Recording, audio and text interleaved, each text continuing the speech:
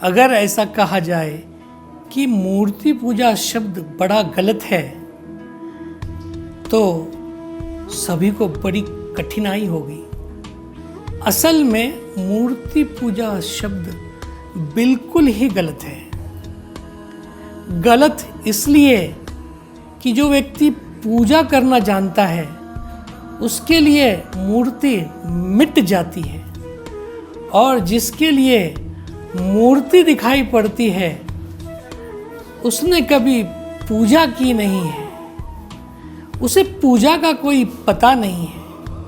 और मूर्ति पूजा शब्द में हम दो शब्दों का प्रयोग कर रहे हैं, एक पूजा का और एक मूर्ति का। ये दोनों एक ही व्यक्ति के अनुभव में कभी नहीं आते।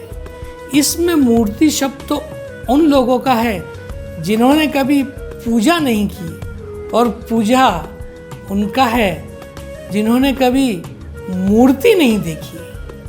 अगर इसे और दूसरी तरह से कहा जाए तो ऐसा कहा जा सकता है कि पूजा जो है वो मूर्ति को मिटाने की कला है।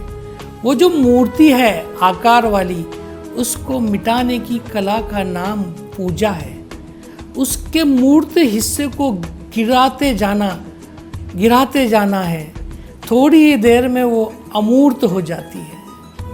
थोड़ी ही देर में इस तरफ से मूर्त हिस्सा था, वहाँ से शुरुआत होती है पूजा की, और जब पूजा पकड़ लेती है साधक को तो थोड़ी ही देर में वो चोर खो जाता है और अमूर्त प्रकट हो जाता है।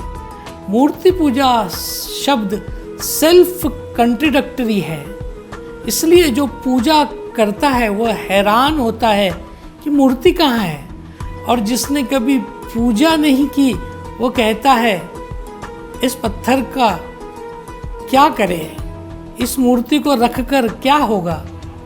ये दो तरह के लोगों के अनुभव हैं जिनका कहीं तालमेल नहीं हुआ, और इसीलिए दुनिया में बड़ी तकलीफ़ें हुई। आप मंदिर के पास से गुजरेंगे तो मूर्ति दिखाई पड़ेगी, क्योंकि पूजा के पास से गुजरना आसान नहीं है। तो आप कहेंगे पत्थर की मूर्तियों से क्या होगा, लेकिन जो उस मंदिर के भीतर कोई एक मीरा अपनी पूजा में लीन हो गई है, उसके लिए वहाँ कोई मूर्ति नहीं बची।